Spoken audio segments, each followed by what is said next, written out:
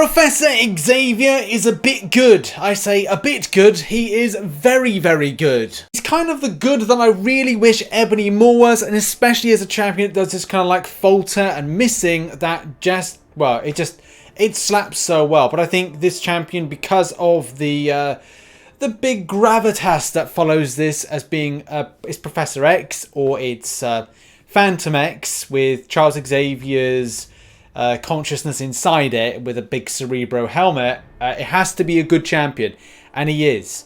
The Prowess building is so tasty. It's a singular champion that is just brilliant. The persistent charges are very important, especially from a mutant-based synergy ramping up perspective, which I'm going to cover in future videos. I think in this video it's going to be a case of looking at a champion singularly, and then over the weekend I'm going to try and post as much content as possible showcasing the mutant improvements, which, as we know from looking at these, they are very much stipulated to being improving anything but Charles Xavier or Professor X. I decided with this, which I'm kind of mid-battle at the moment, to set up a team that was centered around the mutant special attack damage increase, which is the reason over the far left-hand corner, you'll see that I have Storm Pyramid X, which benefits the damage output from the mutant line, and as well I put the Heimdall synergy in. Why was that so important? No particular reason. It's just a case of showcasing the awesome amount of damage. And as well, what I'll be doing as of now is throwing over footage over the top of me speaking of the champion, building up prowess charges and slapping through with an extensive amount of damage. Now, I have seen a few kind of things out there of like, I don't know, 8+ prowess charges. But I was experimenting with kind of aggression, damage, speed, and momentum, Dr. Disrespect lines, and it was picking up a good amount of damage, actually exceptional amounts of damage. After throwing special attack 3, then using the method of, and if you look on the screen at the moment, I'll try and kind of factor this in. What I was looking to do is with the persistent charges, so get up to 4, which is very important, throwing the SP3, which is gain a prowess passive for each Cerebro charge, increasing special attack damage by 60% and lasting 40 seconds, max 40 stacks.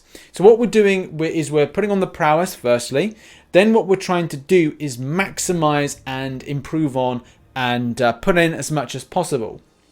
In some cases, the most I was able to get up to was 12, and the method that I was going with this is to do the channeling. So channeling by blocking or using light, medium, or special attack, which is gain a prowess passive, increasing special attack damage by 40% for 30 seconds.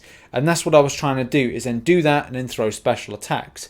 More so with SP2 because of the rate of damage, especially with energy damage that you can do in this particular sequence. And I was like, I want to do this. I want to ramp up the prowess. I want to see the damage output. And it is incredibly spicy amounts of damage if you can build it up, if you can get with the rate. And for me, it may have been a better choice rather than putting the Heimdall synergy in to do something that builds power. So like you get to your SP2 quicker, but as well mix it around with the champion's abilities as well. Now on screen there's something that's very important, that's mind control. So something that I really kind of tapped into at times but should have really kind of focused on more is that while at 50+ channeling charges, using the 4th light attack inflicts mind control, which is important when you go into the mind control. There's something right at the bottom, which is Professor X's special attacks are unblockable and cost up to 70% less power based on the number of channeling charges reduced to 40% against techs. So that's something that I think is the best thing. If you're looking for a champion to rotate through to then do the amount and volume of special attacks to then do that whole method of building prowess, it's a case of going mind control, then doing your channeling, and then going into a special attack. So cancelling out mind control, cancelling out, throwing a special attack. And also putting in that SP3 as well means that you'll build a lot of prowess, and also that's by building the special attacks, ramping them up, and just if I remember, I'll put the type of algorithm or equation, so to speak, in order to kind of give you an idea of like how I came to a point of throwing 12 prowess. Okay, so I got a bit too excited then. Let me just try and break this down a little bit more. So over there will be a written down thing of like how I did it, or how, you know, it's kind of done. So SP3 for me is the first thing to throw. That gives me the prowess charges that I need, or prowess passive, whatever they are, charges, buffs, whatever.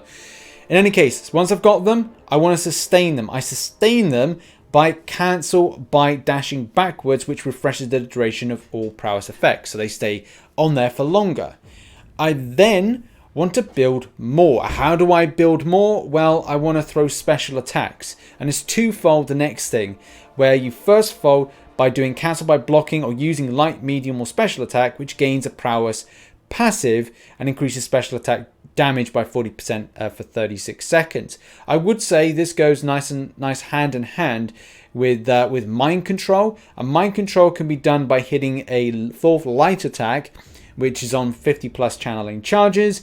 And then what you can do is you then are able to throw special attacks unblockable, number one. And the second thing is that it costs less in power in order to throw them. So it's all about round circle for this, and I think the process works pretty well. But yeah, I don't know if you're going to need like an excessive amount of prowess charges or prowess effects, whatever they're called, prowess, passive buffs, whatever. I don't think you're going to need a huge amount. The damage output is so sweet. I absolutely loved it. Now I'm going to throw on screen at the moment some extra footage as well. I'm just going to like talk a little bit more about Professor X and how I just really enjoyed this. That the two champions being put together this month have a lot of things going from them. You know, the evade cancelling out, miss cancelling out the champion has, reverse control immunity. Man, there's a lot of stuff. And as well, what it's going to do for the mutant teams in the mutant line. And I'm really excited for this champion to hit the early access crystals. This has been one champion for a long time I've wanted. And as well, this has been a well-hyped champion for a while. And especially from a point of view of, look, the last champions the last few months, look, they were well put together. The animations were good. But they just haven't ticked a lot of boxes for me. And definitely haven't made me interested to go out for Cavaliers in a long time. There hasn't been a good champion in a while for me that would entice me to anything like an early access deal or Cavaliers. But this is one of these champions. I'm looking forward to seeing what Apocalypse can bring. It's also been quite cool to try and learn this champion in about an hour and a half, which I've never had that low amount of time to actually work, to actually get an idea of how a champion works.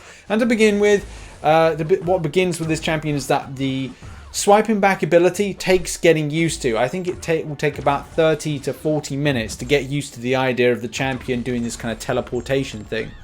But it does give me hope that this champion will lead to other champions like Quicksilver from the point of quick motion that you see on screen at the moment.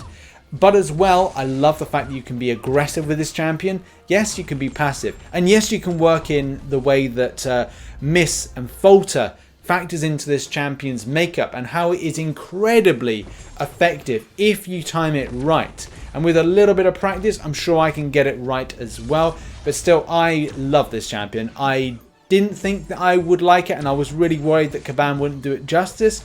But I feel that this indeed has been given justice. It's been well put together, amazing animations, and yeah, I can't say anything overly negative. I'm trying to find something that's overly negative to say about this, but I can't find anything at the moment with the champion. Maybe like non-awakening the champion, maybe an unawakened version is going to be less than adequate, but for a synergies perspective very early on, and as well from the champion's damage output with prowess and special attacks, I'm incredibly impressed. Yeah, this has been the first champion in a long time that I've actually gone thumbs up. Really recommend it, really like it. So yeah, thanks very much for watching this video. Check out some other content on screen at the moment, and I should be live streaming tonight. I do have a lot of content still to make and record and edit, including the synergies video for this, which will probably drop over the weekend where I normally put my synergy videos. But yeah, thanks very much for watching this video. Check out some other content. I'll see you very soon. Bye bye for now.